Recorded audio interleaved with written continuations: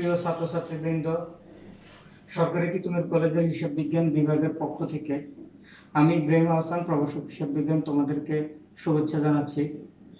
করোনার এই দুর্যোগে বৈশ্বিক সকল শিক্ষা প্রতিষ্ঠান থেকে শুরু করে সকল ধরনের প্রতিষ্ঠান স্তব্ধ হয়ে আছে, বন্ধ হয়ে আছে। তার প্রেক্ষিতে তোমাদের কথা চিন্তা করে, তোমাদের আগ্রহ আছে, আমাদেরও ইচ্ছে আছে তোমাদের ক্লাস নেওয়ার জন্য। অনেকদিনে আমাদের ক্লাসগুলো হচ্ছে না। সিলেবাসের কলেবর চিন্তা করে হিসাব বিজ্ঞান বিভাগের পক্ষ থেকে সিদ্ধান্ত নেওয়া হয়েছে যে স্বল্প পরিসরে আমাদের যতটুকু সুযোগ সুবিধা আছে তা দিয়ে তোমাদের জন্য অনলাইন বা ভিডিও ভিত্তিক ক্লাসের ব্যবস্থা করা। তার প্রেক্ষিতে আজকের এই ক্লাস বিবিএ চতুর্থ বর্ষের শিক্ষার্থীদের জন্য অ্যাডভান্স অ্যাকাউন্টিং 2 কোর্সের ডাবল অ্যাকাউন্ট নিয়ে আজকে আমি কথা বলবো। ডাবল অ্যাকাউন্ট নিয়ে কথা বলার জন্য আমি এখানে 3টা টপিকসের কথা উল্লেখ করছি, তোমরা খেয়াল করো। একটা হলো সংজ্ঞা বা ডাবল অ্যাকাউন্ট কাকে বলে, আর একটা হলো দ্বৈত হিসাবের উদ্দেশ্য, দ্বৈত হিসাবের বৈশিষ্ট্য। দ্বৈত হিসাব পদ্ধতি আসলে আলাদা কোনো হিসাব পদ্ধতি না, এটা হলো মূলত হিসাবের আলাদা এক ধরনের উপস্থাপন মাত্র। দ্বৈত হিসাব পদ্ধতি হলো জনকল্যাণমূলক প্রতিষ্ঠান সমূহ বা বিশেষায়িত প্রতিষ্ঠান সমূহ, যেমন রেলওয়ে, বিদ্যুৎ সরবরাহ, টেলিফোন সেবা, এই ধরনের প্রতিষ্ঠান সমূহ তাদের আর্থিক অবস্থার বিবরণী আলাদাভাবে উপস্থাপন করে অথবা দুইভাবে উপস্থাপন করে। একটা হলো ক্যাপিটাল রিলেটেড এলিমেন্টস গুলো নিয়ে একটা হিসাব প্রস্তুত করে, আর রেভিনিউ রিলেটেড উপাদানগুলো নিয়ে একটা হিসাব প্রস্তুত করে। একটাকে বলা হয় ক্যাপিটাল অ্যাকাউন্ট, আরেকটা হলো জেনারেল ব্যালেন্স শিট। এটা হলো দ্বৈত হিসাব ব্যবস্থা। আমরা যদি ডেফিনেশন আকারে বলি তাহলে জনকল্যাণমূলক প্রতিষ্ঠান সমূহ তাদের মূলধন জাতীয় প্রাপ্তি এবং খরচ এবং মুনাফা জাতীয় তারল্য সম্পর্কে আলাদাভাবে জানার জন্য ব্যালেন্স শিটকে দুটি ভাগে ভাগ করে উপস্থাপন করে। এটা হলো দ্বৈত হিসাব পদ্ধতি। তারপর হলো দ্বৈত হিসাব পদ্ধতির উদ্দেশ্য। দ্বৈত হিসাব পদ্ধতিটা কেন করা হয়? দ্বৈত হিসাব পদ্ধতি বিশেষ কিছু উদ্দেশ্যে করা হয়। এক নাম্বার হলো, আমরা যদি খেয়াল করি,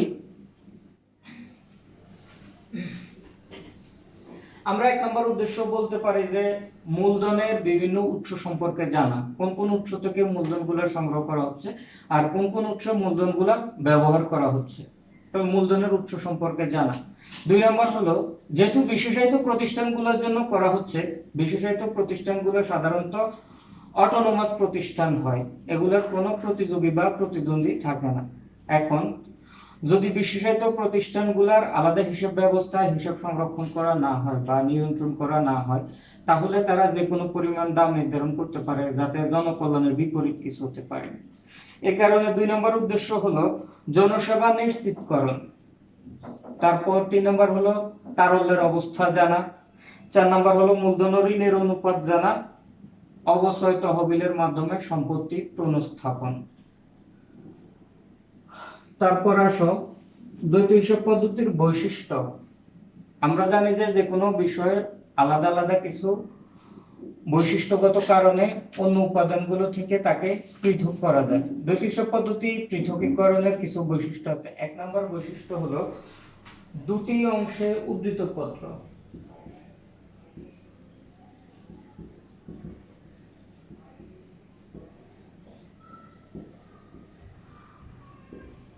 উদ্ধৃত পত্র 2 অংশে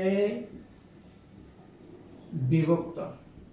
অর্থাৎ আমরা সাধারণত এতদিন যে ফিনান্সিয়াল স্টেটমেন্ট বা ব্যালেন্স শিট গুলো করতাম, একটা মাত্র ব্যালেন্স শিটের মাধ্যমে সম্পদ এবং দায়ের অবস্থা উপস্থাপন করা হতো, কিন্তু দ্বৈত হিসাব পদ্ধতিতে ব্যালেন্স শিট 2টি অংশে বিভক্ত করে।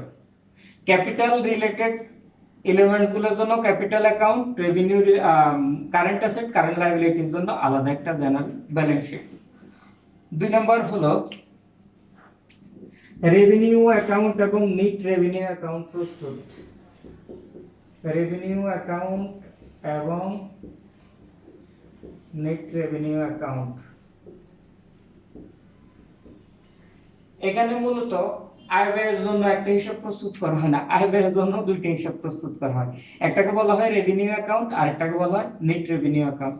এটা ব্যতিক্রম কিছু না, অনেকটা আমাদের আয় ব্যয় বিবরণের মোট লাভ মোট ক্ষতি হিসাবের মতো হলো রেভিনিউ অ্যাকাউন্ট, এবং সংরক্ষিত আয় বিবরণী মতো হলো আমাদের নেট রেভিনিউ অ্যাকাউন্ট। এটা হলো ওয়ান কাইন্ড অফ লাভ ক্ষতি হিসাব, আর এটা হলো আমাদের অনেকটা সংরক্ষিত আয় বিবরণীর মতো। তারপর হলো স্থায়ী সম্পত্তি এবং স্থায়ী সম্পত্তির অবস্থান। 3 নম্বর বৈশিষ্ট্য হলো এই ক্ষেত্রে স্থায়ী সম্পত্তিগুলো থেকে অবশ্যই বাদ দিয়ে হিসাব করা হয় না। স্থায়ী সম্পত্তিগুলার ক্রয় মূল্য বা ঐতিহাসিক মূল্য লিপিবদ্ধ করা হয়। স্থায়ী সম্পত্তি এবং অবশ্যই স্থায়ী সম্পত্তিগুলো থেকে অবশ্যই বাদ দিয়ে হিসাব করা হয় না।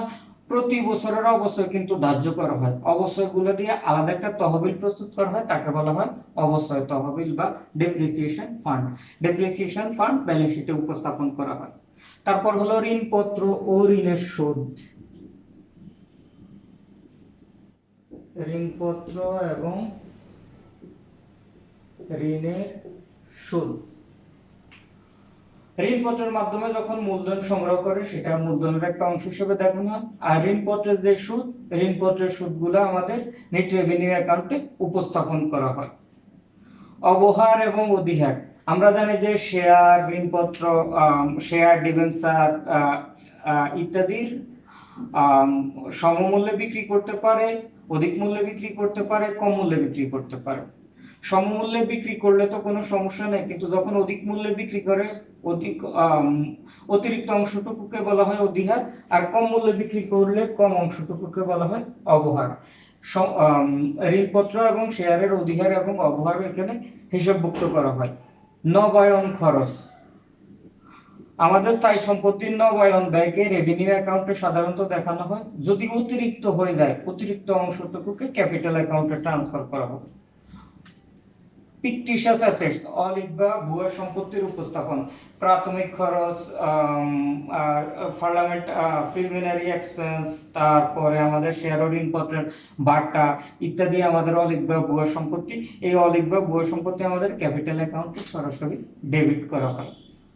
তারপরে কোনো ধরনের সম্পত্তি প্রতিস্থাপন করা হলে, কোনো পুরাতন সম্পত্তি প্রতিস্থাপন করা হলে রেভিনিউ অ্যাকাউন্টে দেখানো হয়, কিন্তু অতিরিক্ত ব্যয় হলে অতিরিক্ত অংশ মূলধনী খরচ হিসেবে দেখানো হয়। আর সর্বশেষ হলো প্রতিবেদন প্রস্তুত।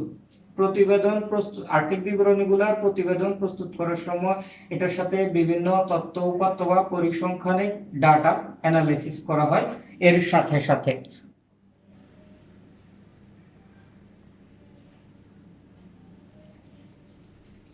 দ্বৈত হিসাব পদ্ধতিতে চূড়ান্ত হিসাব বা চূড়ান্ত আর্থিক বিবরণী প্রস্তুত করার জন্য আমাদেরকে সাধারণত 4টা হিসাব বা 4টা অ্যাকাউন্ট প্রস্তুত করা হয়।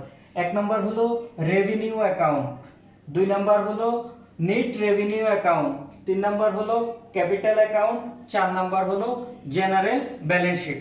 এই 4টা হিসাব আমাদেরকে সাধারণত প্রস্তুত করতে হবে। এখন আসো এই 4টা হিসাব প্রস্তুত করার জন্য 4টা হিসাবের উপাদানগুলোর আলাদা আলাদা আমাদের কোথায় কোন হিসাবগুলো বা কোন উপাদানগুলো ট্রিটমেন্ট হবে। 1 নম্বর আসো রেভিনিউ অ্যাকাউন্টে। রেভিনিউ অ্যাকাউন্টে যত ধরনের অপারেটিং এক্সপেন্স আছে, যত ধরনের পরিচালন ব্যয় এবং পরিচালন আয়গুলো দিয়ে যে হিসাব প্রস্তুত করা হবে সেটা হবে পরিচালন হিসাব বা রেভিনিউ অ্যাকাউন্ট। রেভিনিউ অ্যাকাউন্টে যে সমাপ্তি ব্যালেন্স হবে সেটা ডেবিট ব্যালেন্স হতে পারে, ক্রেডিট ব্যালেন্স হতে পারে। অর্থাৎ আমাদের আয় এবং ব্যয়ের পার্থক্য দিয়ে আমাদের আয় নেট আয় হতে পারে অথবা নেট ব্যয় হতে পারে। যে আয় রেভিনিউ অ্যাকাউন্টে যে ব্যালেন্স থাকবে সেই ব্যালেন্সটা আমরা নেট রেভিনিউ অ্যাকাউন্টে ট্রান্সফার করব। রেভিনিউ অ্যাকাউন্টে যদি ডেবিট ব্যালেন্স হয় নেট রেভিনিউ অ্যাকাউন্টে ডেবিট ব্যালেন্সে বসবে, আর যদি ক্রেডিট ব্যালেন্স হয় নেট রেভিনিউ অ্যাকাউন্টে ক্রেডিট ব্যালেন্সে বসবে। এবার আসুন নেট রেভিনিউ অ্যাকাউন্ট আমরা কি কি উপাদান দিয়ে প্রস্তুত করব। আমাদের এটা অনেকটা লাভ ক্ষতি আবন্টন হিসাবের মতো। রিটার্নস বা আমরা বলছি যে লাভ ক্ষতি আবন্টন হিসাবের মতো। এই ক্ষেত্রে আমাদের বিগত বছরের রাজস্ব হিসেবে যদি ক্রেডিট জেড থাকে সেই ক্রেডিট জেড থেকে কোনো ধরনের লভ্যাংশ প্রদান থাকলে লভ্যাংশ প্রদানটা বাদ যাবে, বাদ গিয়ে অবশিষ্ট অংশটা আমাদের নেট রেভিনিউ অ্যাকাউন্টে ক্রেডিটে বসবে। আর নেট রেভিনিউ অ্যাকাউন্টে ডেবিটে আমাদের কোনো ধরনের কর সংক্রান্ত বা আয়কর প্রদান থাকলে সেটা বাদ যাবে, আমাদের কোনো ধরনের লভ্যাংশ প্রদান থাকলে সেটা বাদ যাবে, আমাদের কোনো ধরনের ঋণের সুদ, আমাদের কোনো ধরনের প্রদেয় যে কোনো দায়ের সুদ পরিশোধ করলে সেটা বাদ যাবে। আর বিনিয়োগের সুদ বা ব্যাংক জমা সুদ যে কোনো ধরনের আয় সংক্রান্ত সুদ থাকলে সেটা নেট রেভিনিউ অ্যাকাউন্টের আমাদের ক্রেডিট দিকে বসবে বা নেট রেভিনিউ অ্যাকাউন্টের পরিমাণকে বৃদ্ধি করবে। নেট রেভিনিউ অ্যাকাউন্টের ডেবিট এবং ক্রেডিট দিকে যে পার্থক্য হবে ওই পার্থক্যটা আমরা সরাসরি জেনারেল ব্যালেন্স শিটে ট্রান্সফার করব। এরপর আসো ক্যাপিটাল অ্যাকাউন্ট। ক্যাপিটাল অ্যাকাউন্ট মূলত হলো মূলধনের পরিমাণ বৃদ্ধি করে বা মূলধনের পরিমাণ হ্রাস করে। মূলধনের পরিমাণ বৃদ্ধি করে আমরা জানি যে বিভিন্ন উৎস থেকে যে মূলধন সংগ্রহ করা হয় ওটার সমষ্টি হলো ক্যাপিটাল অ্যাকাউন্টের আমাদের ক্রেডিট ব্যালেন্স বা ক্যাপিটাল রিসিপ্টস। আর ক্যাপিটাল অ্যাকাউন্টে ডেবিট হবে আমরা যত ধরনের স্থায়ী সম্পত্তি ক্রয় করব। স্থায়ী সম্পত্তি ক্রয় আমাদের মূলধনের পরিমাণকে হ্রাস করে।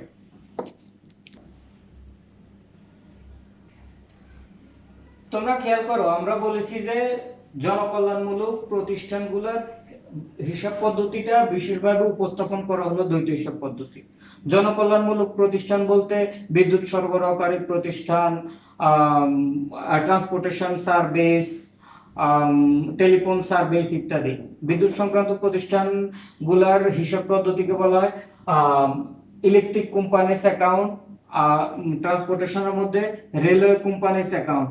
আমাদের সিলেবাসের যেই উপাদানগুলো আছে ওই উপাদানগুলোর মধ্যে আমাদের double account for electric company, double account for railway company সংক্রান্ত বেশিরভাগ অ্যাপ্লিকেশন আছে। আমরা আজকে আলোচনা করব রেভিনিউ। আমরা বলছি যে 4 ধরনের হিসাব প্রস্তুত করা হয়: revenue account, net revenue account, capital account, general balance sheet.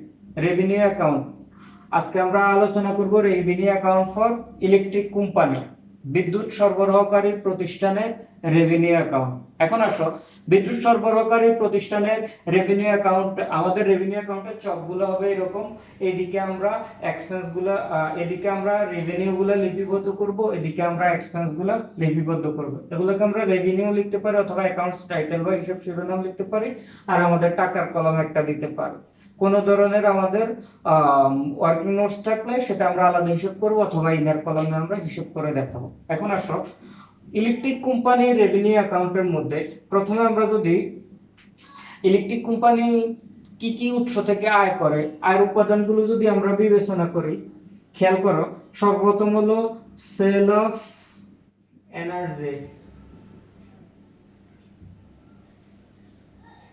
For lighting.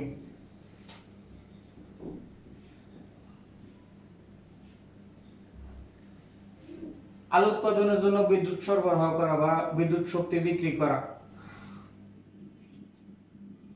Sell of energy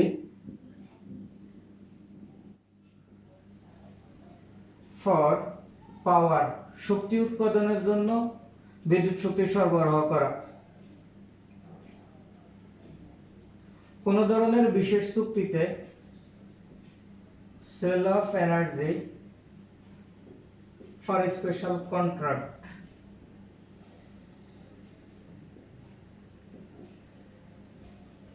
অর্থাৎ ইলেকট্রিক কোম্পানির পণ্য কি? ইলেকট্রিক কোম্পানি বিদ্যুৎ বিক্রি করে, বিদ্যুৎ শক্তি বিক্রি করে। এই বিদ্যুৎ শক্তি দিয়ে কেউ আলো উৎপাদন করে, লাইটিং যেটা, কেউ শক্তি উৎপাদন করে জেনারেশন বিভিন্ন ফ্যাক্টরি। তারপরে স্পেশাল কন্ট্রাক্টে যদি কোনো ইলেকট্রিক পাওয়ার তারা সেল করে। তারপরে পাবলিক লাইটিং থেকে যদি কোনো রেভিনিউ করে। পাবলিক লাইটিং বলতে আমাদের রাস্তাঘাট বিভিন্ন জায়গায় যে সরকারি আমরা যে আলোর ব্যবস্থা দেখি, এটা হলো public lighting. Revenue from public lighting.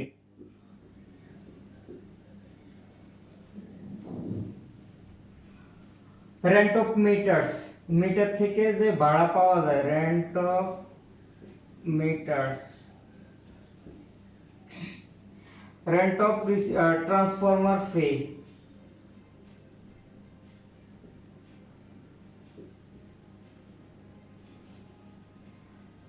Sell of assets, fines or compensation. কোন ধরনের জরিমানা করা হলে সেটা বিদ্যুৎ ইলেকট্রিক প্রতিষ্ঠানের জন্য আয়। এনি কাইন্ড অফ রিসিভ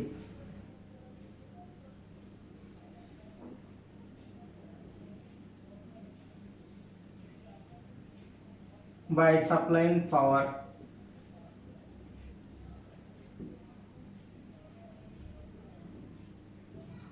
বিদ্যুৎ সরবরাহ করে কোনো ধরনের আয় করলে ওই আয় সমষ্টিটা হবে তার রেভিনিউ ইনকাম, ওই আয় সমষ্টিটা হবে তার রেভিনিউ ইনকাম। তাহলে এখানে খেয়াল করো, আমাদের আলো উৎপাদনের জন্য যদি কোনো ইলেকট্রিক সাপ্লাই দেয়, শক্তি উৎপাদনের জন্য ইলেকট্রিক সাপ্লাই দেয়, বিশেষ কোনো চুক্তিতে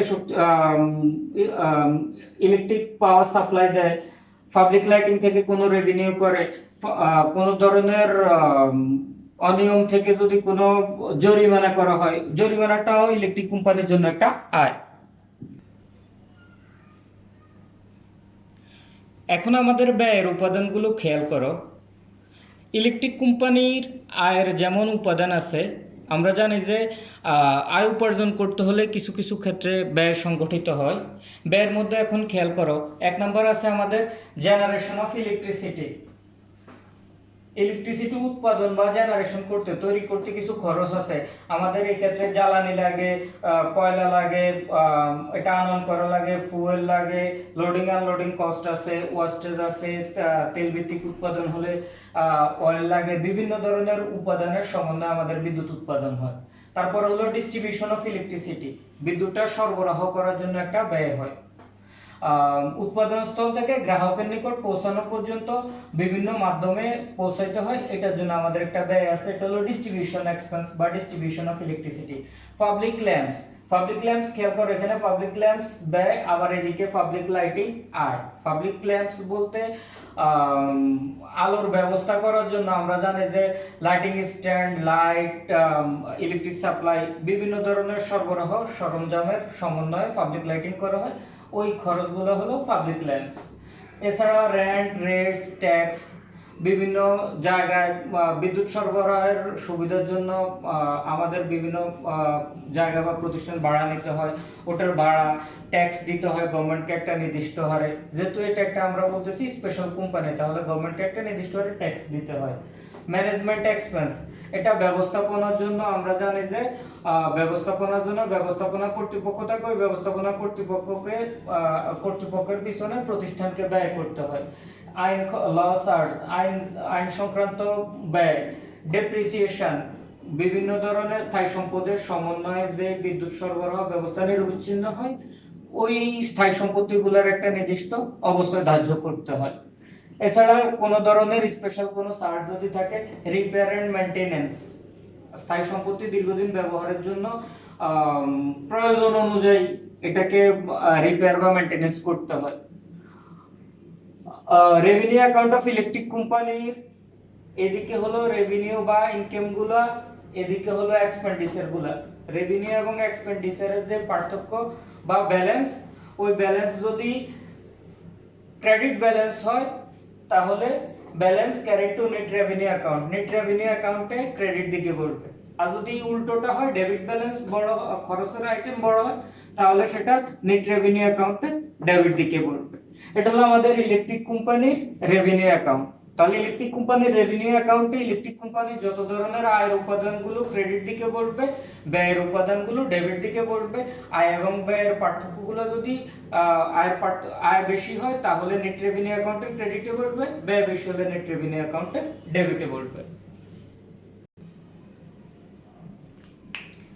এখন খেয়াল করো, আমাদের ইলেকট্রিক কোম্পানির নেট রেভিনিউ অ্যাকাউন্ট, এটা হলো ইলেকট্রিক কোম্পানির নেট রেভিনিউ অ্যাকাউন্ট।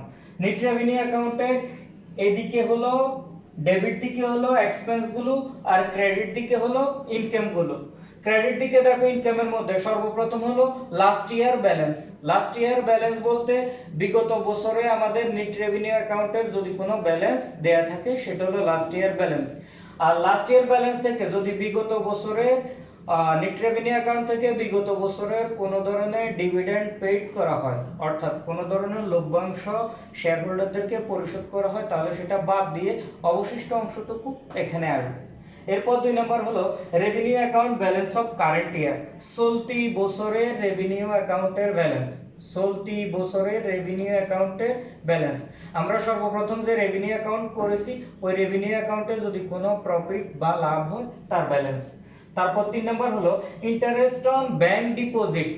ব্যাংকে যদি প্রতিষ্ঠানের জমাকৃত অর্থ থেকে কোনো সুদ প্রাপ্য হয় বা কোনো সুদ আয় হয় তাহলে ওই আয়ের অংশটুকু। ইন্টারেস্ট অন ইনভেস্টমেন্ট, স্বল্পমেয়াদী কোনো বিনিয়োগ যদি থাকে, স্বল্পমেয়াদী কোনো বিনিয়োগ থেকে যদি কোনো আয় হয় তাহলে সেটা আসবে আমাদের নেট রেভিনিউ অ্যাকাউন্টে। তারপর interest on calls in area, আমাদের যদি কোনো বকেয়া তলব থাকে ওইখান থেকে যদি কোনো সুদ প্রাপ্য হয়, শেয়ার হোল্ডারদের কোনো বকেয়া তলব থাকলে সেখান থেকে কোনো সুদ প্রাপ্য হলে সেটা আমাদের আয় হিসেবে আসবে নেট রেভিনিউ অ্যাকাউন্ট। এবার আসো নেট রেভিনিউ অ্যাকাউন্টের এক্সপেন্স বা খরচ ডেবিট দিকে কি কি বসবে। 1 নম্বর হলো interest on security deposit. Security ডিপোজিটে যদি কোনো সুদ তৈরি হয় বা যদি কোনো সুদ প্রদেয় হয়। ইন্টারেস্ট অন বন্ড, বন্ডের সুদ, ডিবেঞ্চার, ঋণপত্রের সুদ, মর্গেজ, বন্ধকি ঋণের সুদ, ফিক্সড লোন, কোনো ধরনের যদি নির্দিষ্ট হারে ঋণ থাকে ওই ঋণের উপর যে প্রদেয় সুদ হবে সেটা আমাদের নেট রেভিনিউ অ্যাকাউন্টে ডেবিট দিকে বসবে। তারপরে interest on calls in advance, যদি শেয়ার হোল্ডারদের থেকে কোনো অগ্রিম তলব থাকে ওই অগ্রিম তলবের সুদ আমাদের interest on calls in advance. তারপর হলো dividend for share holder, share হোল্ডারদেরকে কোনো ধরনের ডিভিডেন্ড বা লভ্যাংশ পরিশোধ করা হলে ডিভিডেন্ড খরচটা আমাদের এখানে আসবে। তারপর হলো ডিভিডেন্ড কন্ট্রোল রিজার্ভ, লভ্যাংশ নিয়ন্ত্রণ করার জন্য যদি কোনো ফান্ড বা রিজার্ভ তৈরি করা হয় সেটা আমাদের ডেবিট দিকে আসবে। Reserve for rebate to consumer, কনজিউমারদেরকে যদি কোনো ধরনের ছাড় দেওয়ার জন্য, কনজিউমার বলতে ভোক্তা বা ব্যবহারকারী, আমাদের বিদ্যুৎ ব্যবহারকারীদের যদি কোনো ছাড় দেওয়ার জন্য রিবেটের রিজার্ভ রাখা হয় সেটা আমাদের নেট রেভিনিউ অ্যাকাউন্টে ডেবিট দিকে আসবে। ইনকাম ট্যাক্স, প্রদত্ত কর। Rent paid for leased land, যদি কোনো ধরনের ইজারাকৃত লাইনের মাধ্যমে বিদ্যুৎ সরবরাহ করে তার জন্য যে ভাড়া পরিশোধ করা হবে। কন্টিনজেন্সি রিজার্ভ, এছাড়াও যে কোনো ধরনের রিজার্ভ বা যে কোনো ধরনের ফান্ড যদি ক্রিয়েট করা হয় রেভিনিউ থেকে বা চলতি বছর থেকে তাহলে সেটা নেট রেভিনিউ অ্যাকাউন্টে ডেবিট দিকে আসবে। নেট রেভিনিউ অ্যাকাউন্টের ক্রেডিট এবং ডেবিট, ক্রেডিট দিক বড় হলে ডেবিট দিক ছোট হলে দুই দিকের পার্থক্য যে ব্যালেন্স আসবে ওই ব্যালেন্সটা ব্যালেন্স শিটে ট্রান্সফার করব। Balance transfer to balance sheet, balance transfer to balance sheet. তাহলে আমাদের বলছি যে কয়টা অ্যাকাউন্ট হবে? 4টা, revenue account, net revenue account, capital account, general balance sheet. তাহলে রেভিনিউ অ্যাকাউন্ট গেল, নেট রেভিনিউ অ্যাকাউন্ট গেল। এখন আমরা ক্যাপিটাল অ্যাকাউন্ট নিয়ে একটু কথা বলবো। এখন খেয়াল করো আমাদের capital account for electric company, electric কোম্পানির ক্যাপিটাল অ্যাকাউন্ট অর্থাৎ ইলেকট্রিক কোম্পানির মূলধন বাবদ কি পরিমাণ টাকা আসবে এবং মূলধনী খরচ বা মূলধনী ব্যয় বাবদ কি পরিমাণ টাকা যাবে।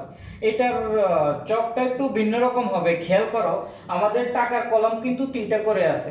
টাকার কলাম কয়টা করে দেয়া আছে? টাকার কলাম দেয়া আছে 3টা করে। এই একটা টাকার কলাম, এই একটা টাকার কলাম, এই একটা টাকার কলাম। এটা হলো এক্সপেন্ডিচারের জন্য 3টা, আমাদের রিসিপ্টের জন্য 3টা টাকার কলাম হবে। খেয়াল করো আমাদের এই অংশটা হলো ক্যাপিটাল এক্সপেন্ডিচার আর এই অংশটা হলো ক্যাপিটাল রিসিপ্টস।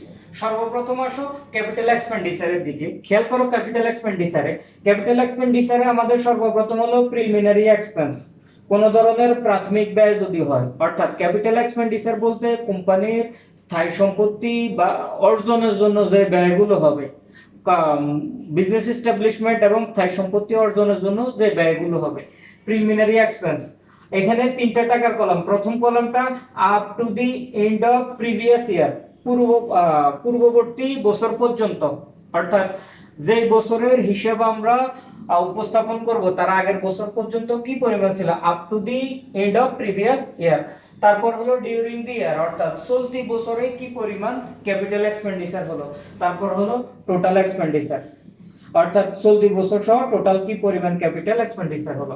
প্রথম হলো প্রিলিমিনারি এক্সপেন্স, তারপর হলো ল্যান্ড ইনক্লুডিং লসার্স, ভূমির দাম আইন খরচ সহ সংযুক্ত হয়ে, বিল্ডিং, প্ল্যান্টস, মেশিনারি, মেইনস, অর্থাৎ ইলেকট্রিসিটি লাইন এস্টাবলিশমেন্ট করতে যেটা হয় সেটা মেইনস, কেবলস, তার, ট্রান্সফরমার, মোটর, মিটার এটসেট্রা, যত ধরনের ইলেকট্রিসিটি সাপ্লাইয়ের জন্য স্থায়ী সম্পত্তিগুলো ক্রয় করবে তার ব্যয়গুলো হবে ক্যাপিটাল এক্সপেন্ডিচার। স্পেশাল আইটেমস, যদি কোনো বিশেষ উপাদান থাকে। এবার আসো ক্যাপিটাল রিসিপ্টস এর দিকে। একই রকম ভাবে তিনটা টাকার কলম হবে up to the end of last year অথবা previous year, during the year, total. Capital রিসিপ্টের মধ্যে অর্থাৎ আমাদের কাছে মূলধন বাবদ কিভাবে টাকা আসে, কি পরিমাণ আসে। এক নম্বর হলো ইকুইটি শেয়ার, সাধারণ শেয়ার মূলধন বাবদ কত টাকা থাকবে। প্রিফারেন্সিয়াল শেয়ার বা অগ্রাধিকার মূলধন বাবদ কত টাকা থাকবে। শেয়ার প্রিমিয়াম, ডিভেঞ্চার, লোন, কলস ইন অ্যাডভান্স, আদার রিসিপ্টস। কলস ইন অ্যাডভান্স, আদার রিসিপ্টস। তাহলে এখানে দেখো এদিকে হলো ক্যাপিটাল এক্সপেন্ডিচার, এদিকে হলো capital receipts.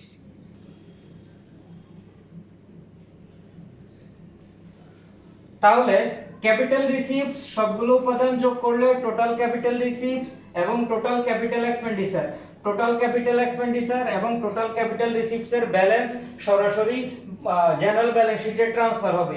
Total capital receipts এবং টোটাল ক্যাপিটাল এক্সপেন্ডিচার এর পরিমাণ সরাসরি ব্যালেন্স শিটে ট্রান্সফার হবে জেনারেল ব্যালেন্স শিটে। জেনারেল ব্যালেন্স শিটে টোটাল ক্যাপিটাল রিসিপ্টসটা ক্রেডিট দিকে যাবে, টোটাল ক্যাপিটাল এক্সপেন্ডিচারটা ডেবিট দিকে যাবে। আমাদের তাহলে তিনটা অ্যাকাউন্ট হলো। আমাদের এক নাম্বার ছিল রেভিনিউ অ্যাকাউন্ট, দুই নম্বরে নেট রেভিনিউ অ্যাকাউন্ট, তিন নম্বরে গেল আমাদের ক্যাপিটাল অ্যাকাউন্ট, চার নাম্বার হলো জেনারেল ব্যালেন্স শিট। আমাদের এই চারটা উপাদান হলো ইলেকট্রিক কোম্পানির জন্য এখন আমরা করতেছি। তাহলে এখন আমরা জেনারেল ব্যালেন্স শিটের চকটা একটু দেখো। এটা হলো আমাদের একটা ইলেকট্রিক কোম্পানির general balance sheet. General balance sheet for electric company. আমাদের ইলেকট্রিক কোম্পানির জেনারেল ব্যালেন্স শিটে আমরা এদিকে অ্যাসেট গুলো দেখাবো, টি চক অনুযায়ী এদিকে অ্যাসেট গুলো দেখাবো, এদিকে লায়াবিলিটিস গুলো দেখাবো। অ্যাসেটের দিকে আসো, আমরা বলেছি যে ক্যাপিটাল অ্যাকাউন্টে দুইটা ব্যালেন্স আসবে। ক্যাপিটাল অ্যাকাউন্টে দুই ধরনের উপাদান আছে, একটা হলো ক্যাপিটাল রিসিভস, একটা হলো ক্যাপিটাল এক্সপেন্ডিচার। তাহলে আমাদের অ্যাসেট দিকে আসবে ক্যাপিটাল এক্সপেন্ডিচারের টোটাল যে ব্যালেন্স, ওই টোটাল টাকাটা, total capital expenditure as per capital account, অর্থাৎ ক্যাপিটাল অ্যাকাউন্ট অনুযায়ী যত ক্যাপিটাল এক্সপেন্ডিচার হবে তার যোগফল। দুই নম্বর হলো stock in hand, goods, oil, waste etcetera, যে কোনো ধরনের স্টক সর্বশেষ যেটা মজুদ থাকবে সেটা আমাদের ব্যালেন্স শিটের অ্যাসেট পাশে আমরা দেখাবো। তারপর আসে ডেটর্স, আমরা যেটাকে অ্যাকাউন্ট রিসিভেবল বা দেনাদার বলি, ব্রিটিশ সিস্টেমের ডেটর্স আমরা এখানে ডেটর্স হিসেবে লিখতে পারবো, রিসিভেবলস হিসেবে লিখতে পারবো। Cash at bank, cash in hand, হাতে জমা এবং ব্যাংক জমা, এই টোটাল হলো আমাদের অ্যাসেট। এছাড়া আরো অন্যান্য যদি কোনো কারেন্ট অ্যাসেট থাকে সেটা আমরা অ্যাসেট পাশে লিপিবদ্ধ করব। এবার আসলে লায়াবিলিটিস। লায়াবিলিটিস এর দিকে খেয়াল করো, আমাদের এক নম্বর হলো total receives as per capital account, অর্থাৎ ক্যাপিটাল অ্যাকাউন্ট অনুযায়ী আমাদের রিসিভড অ্যামাউন্ট অর্থাৎ ক্যাপিটাল বাবদ আমাদের কি পরিমাণ জমা হয়েছে। তারপর দুই নম্বর হলো ক্রেডিটর্স ফর ক্যাপিটাল এক্সপেন্ডিচার, কোন ধরনের মূলধনী ব্যয়ের ক্ষেত্রে যদি কোনো পাওনাদার তৈরি হয় তাহলে ওটা আসবে এর পরবর্তীতে। তারপর হলো আদার ক্রেডিটর্স ওপেন অ্যাকাউন্ট, যদি এছাড়া অন্য কোনো পাওনাদার তৈরি হয়, এই পাওনাদার স্বল্প মেয়াদী, এই পাওনাদার হলো দীর্ঘমেয়াদী। তারপর হলো রিজার্ভ ফান্ড, কোন ধরনের যদি সঞ্চিতি তৈরি করা হয়। ডেপ্রিসিয়েশন ফান্ড, আমাদের ওই যে ডেপ্রিসিয়েশন দিয়ে আমরা রেভিনিউ অ্যাকাউন্টে যে ফান্ড ডেপ্রিসিয়েশন দেখাইছি, ওই ডেপ্রিসিয়েশনটা আমাদের এখানে ফান্ডে চলে আসবে। তারপর হলো স্পেশাল আইটেম, যদি কোনো বিশেষ সঞ্চিতি বা ব্যবস্থা থাকে। এরপর হলো net revenue account, credit balance, আমাদের যে নেট রেভিনিউ অ্যাকাউন্টটা আমরা প্রস্তুত করছি, ওই নেট রেভিনিউ অ্যাকাউন্টে আমাদের সর্বশেষ রেভিনিউ যে ব্যালেন্সটা থাকে ওই ব্যালেন্সটা আমরা ব্যালেন্স শিটে ট্রান্সফার করব। ট্রান্সফার করলে আমাদের অ্যাসেট এবং লায়াবিলিটি দুইবার সমান হয়ে যাবে। আমাদের তাহলে শুরু থেকে খেয়াল করো, একটা ইলেকট্রিক কোম্পানির আমরা চারটা হিসাব প্রস্তুত করলাম। একটা হলো রেভিনিউ অ্যাকাউন্ট এক নাম্বার, দুই নাম্বার হলো নেট রেভিনিউ অ্যাকাউন্ট, তিন নাম্বার হলো ক্যাপিটাল অ্যাকাউন্ট, চার নাম্বার হলো ব্যালেন্স শিট। আমাদের দ্বৈত হিসাব ব্যবস্থা বলা হয় এই কারণে যে ক্যাপিটালগুলো আলাদা দেখিয়ে ক্যাপিটাল অ্যাকাউন্ট প্রস্তুত করেছি, স্থায়ী সম্পত্তিগুলো আলাদা দেখিয়ে এবং ক্যাপিটালগুলো আলাদা দেখিয়ে ক্যাপিটাল হিসাব প্রস্তুত করেছি, আর কারেন্ট অ্যাসেট এবং ওটার ব্যালেন্স দিয়ে আলাদা একটা ব্যালেন্স শিট প্রস্তুত করেছি।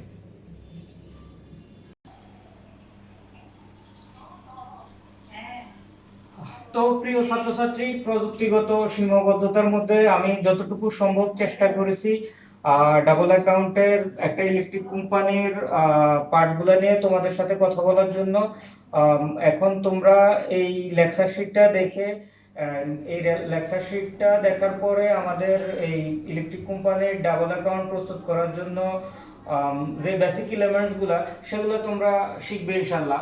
আর যদি এই রিলেটেড কারো কোনো প্রশ্ন থাকে আমরা আমাদের এই ক্লাসটার পরবর্তীতে তোমাদের সাথে আমি যোগাযোগ করব, যোগাযোগ করে আমরা ওখানে বিস্তারিত কথা বলবো।